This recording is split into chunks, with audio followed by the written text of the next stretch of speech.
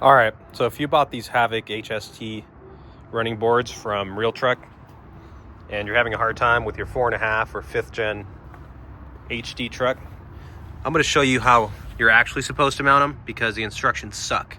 And by suck, I mean they're non-existent, but you can't get them to work. So on the passenger side, you're going to use the frontmost bracket, or the frontmost hole, I should say.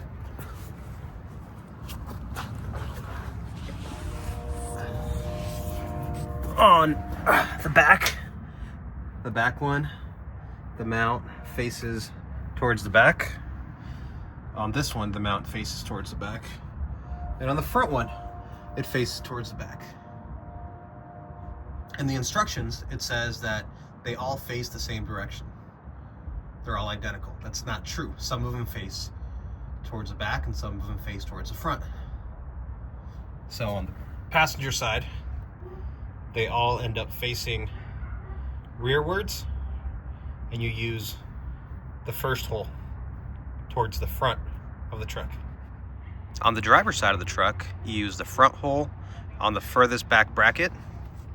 You use the front hole on the furthest, or the center bracket, and you use the front hole on the however the hell you say that. Use the one closest to the tire, towards the front. You can see this bracket is pointing towards the back. This bracket is pointing towards the back.